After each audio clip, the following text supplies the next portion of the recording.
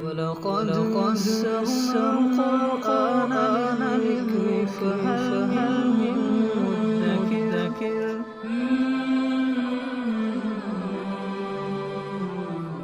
سورہ انعام آیت نمبر 118۔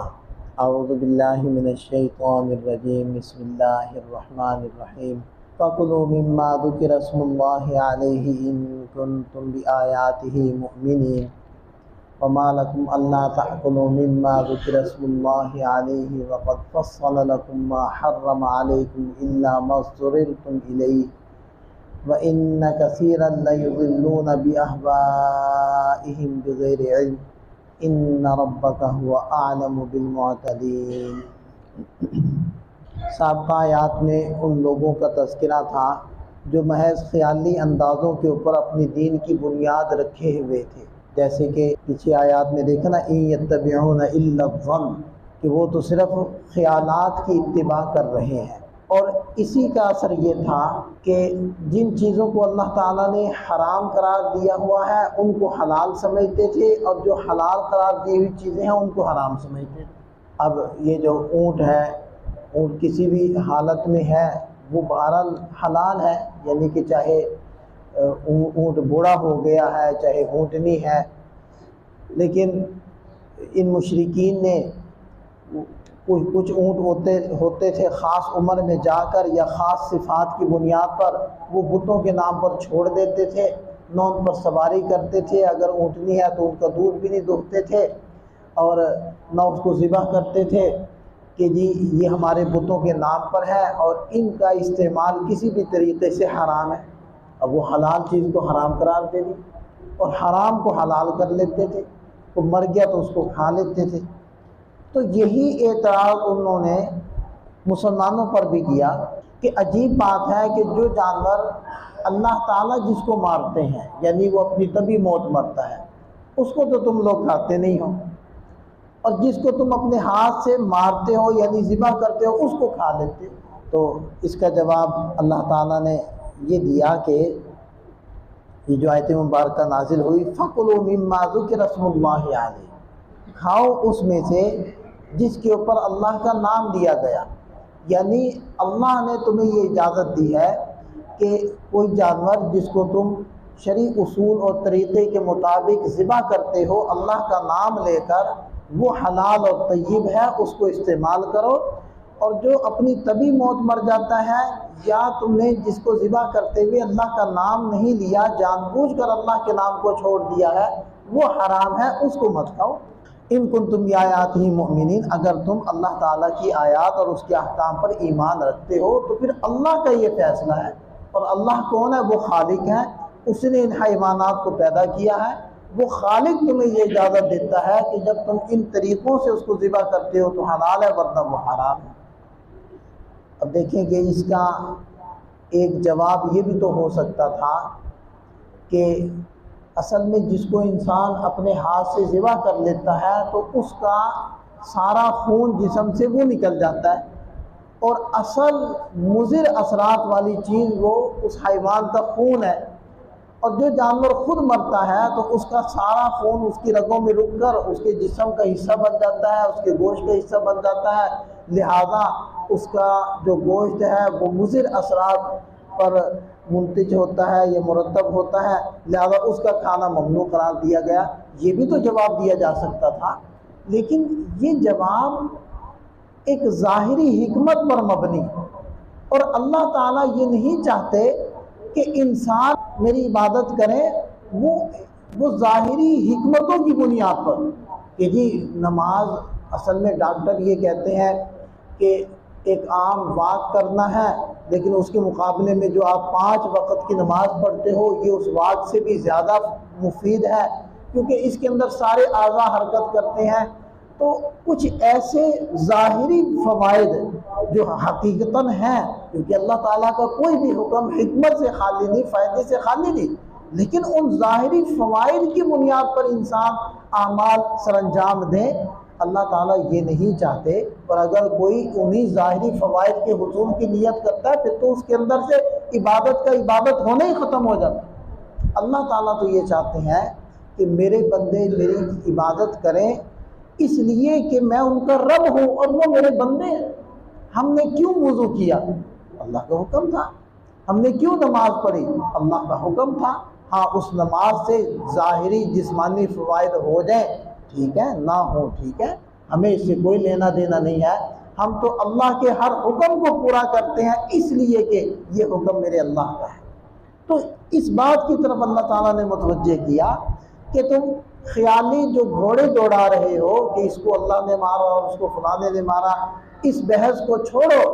اللہ نے جب یہ فیصلہ کیا ہے کہ تم اس جانور کو کھا سکتے اس کو نہیں کھا سکتے، تم عبد ہو، میں تمہارا رب ہوں، تمہاری عبدیت کا تقاضا ہے کہ کسی چیز کی کسی حکم کی حکمت تمہیں سمجھ میں آتی ہے یا نہیں آتی، تم نے عبد ہو کر میرا بندہ اور غلام ہو کر اس کے اوپر عمل کرنا ہے اور اس کو اپنے عمل کے اندر لانا ہے۔ یہ ہے ان کنتم بآیاتی مؤمنین، اگر تم اللہ کی آیات پر ایمان رکھتے۔ لہذا بہت زیادہ ان حکمتوں کی درپے نہیں ہونا چاہیے، اگرچہ یہ ایک طے شدہ بات ہے کہ وہ حکیم ہے اور فعل الحکیم یا امر الحکیم لا یخلو عن الحکمہ، اللہ کا جو حکیم کا فعل یا حکیم کا قول اور حکم ہوتا ہے وہ حکمت سے خالی نہیں ہوتا۔ اب اصل میں نا یہ ایک فضا بنی ہے، یہ ایک مغرب کی طرف سے یہ ایک نظریہ آتا ہے کہ حکمت کیا ہے جی، علت کیا ہے، وجہ کیا ہے، مسواک کا کیوں حکم دیا گیا، روزوں کا کیوں حکم دیا گیا۔ یہ ایک مغرب کی طرف سے آنے والا سوال ہے یا اعتراض ہے۔ تو بہت سارے علماء نے اس اعتبار سے بھی کتابیں لکھی ہیں۔ اب جو شاہ ولی اللہ رحمۃ اللہ علیہ تھے دہلوی، تو انہوں نے حجت اللہ البالغہ لکھی ہے، بڑی مایہ ناز ان کی کتاب ہے۔ وہ ساری اسی بنا پر ہے کہ انہوں نے اللہ کے اوامر کی حکمتوں کو بیان کیا ہے اور واضح کیا ہے۔ لیکن ہم تو اس لیے ہر حکم کے اوپر عمل پیرا ہے کہ وہ اللہ کا حکم ہے۔ بہرحال آگے ارشاد فرمائے وَمَا لَكُمْ أَلَّا تَأْكُلُوا مِمَّا ذُكِرَ اسْمُ اللَّهِ عَلَيْهِ، کہ تمہیں کیا ہوا کہ تم نہیں کھاتے ان حیوانات میں سے جن کے اوپر اللہ کا نام ذکر کیا گیا۔ اب بہت سارے ایسے بھی ہیں، اب ہندو ہیں وہ بالکل ہی گوشت سے کنارہ کش ہیں اور وہ بالکل گوشت نہیں کھاتے، اور اس کے مقابلے میں جو چائنیز ہے وہ ہر ہلتی ہوئی چیز کھا جاتے ہیں۔ یہ قومیں انتہاؤں پر ہوتی ہیں۔ اسلام وہ ہے کہ جو انسان کو اعتدال کی راہ دکھاتا ہے، اور چونکہ وہ اسلام کیا ہے، اللہ کے احکامات کا مجموعہ ہے، اس لیے وہ ایک صدق کے اوپر مبنی ہے اور ایک طبعی اور حقیقی اعتدال اور انصاف کے اوپر مبنی ہے پورا کا پورا اسلام۔ لہٰذا ارشاد فرمایا کہ جس جانور پر اللہ کا نام لیا گیا یعنی ذبح کرتے ہو اس کو کیوں نہیں کھاتے؟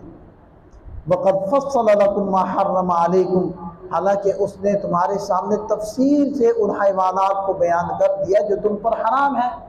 اور تفصیل سے اللہ تعالیٰ نے سورۃ النحل کے اندر بیان کیا، اور سورہ نحل سورہ انعام سے پہلے نازل ہوئی، تو یہ اس کی طرف اشارہ ہو رہا ہے۔ جو 14ویں پارے میں ہے تو اس کو ہم پڑھیں گے، وہ بعد میں ہے، لیکن نزول کے اعتبار سے وہ پہلے، کیونکہ یہ جو ترتیب ہے نا کہ پہلے کون سی صورت ہے بعد میں صورت کون سی ہے، یہ نبی پاک صلی اللہ علیہ وسلم نے ایک ترتیب بتائی تھی کہ اس ترتیب سے ان صورتوں کو رکھو۔ سورۃ الفاتحہ پہلے ہے، پھر اس کے بعد سورۃ البقرہ ہے، پھر سورہ آل عمران ہے۔ یہ ترتیب نبی پاک صلی اللہ علیہ وسلم کی طے کردہ ہے۔ اسی طرح کون سی آیت کس سورت کا حصہ ہے یہ بھی آپ علیہ السلام نے طے کر کے صحابہ کرام کو بتایا تھا، اور اس کے مطابق صحابہ کرام نے قرآن لکھا تھا۔ البتہ قرآن کے اندر 30 پاروں کی تقسیم یا رکوع کی تقسیم یہ بعد میں کی گئی ہے۔ اسی طرح زبر زیر پیش لگانا، نقطے لکھنا یہ بھی بعد میں تھا۔ عرب جو تھے، جو اصل میں قرآن لکھا گیا تھا، اس کے اندر نقطے نہیں تھے کیونکہ ان کو نقطوں کی ضرورت نہیں تھی، اعراب نہیں تھے کیونکہ ان کو اعراب کی ضرورت نہیں تھی، اور اسی طرح ان پاروں کی تقسیم نہیں تھی۔ ہاں ایک تقسیم ملتی ہے صحابہ کرام کی، وہ ہے منزل کی، تو 6 پاروں پر جا کر ایک منزل ہوتی ہے۔ تو عام طور پر صحابہ کرام کی روٹین تھی کہ وہ 7 دنوں کے اندر قرآن کریم کی تکمیل کیا کرتے تھے، تو اس اعتبار سے 7 منزلیں ہیں قرآن کی۔ تو یہ ایک معنوی طور پر ایک تقسیم صحابہ کرام کے اندر ذہنوں میں تھی، لیکن پاروں کی تقسیم نہیں تھی۔ تو بہرحال یہ سورہ نحل بعد میں 14ویں پارے کے اندر ہے، اس کے اندر محرمات کی اور حلال کی تفصیل موجود ہے۔ تو اللہ تعالیٰ فرما رہے ہیں کہ وہاں تفصیل موجود ہے، اِلَّا مَا اضْطُرِرْتُمْ إِلَيْهِ، مگر تم کسی حرام کی طرف مجبور ہو جاؤ۔ اس کے احکام موجود ہے کہ جب آپ کے پاس کھانے کے لیے کچھ نہ ہو اور آپ کو یقین ہے کہ میری جان نکل جائے گی یا کم سے کم میرا کوئی عضو ضائع ہو جائے گا، مثلا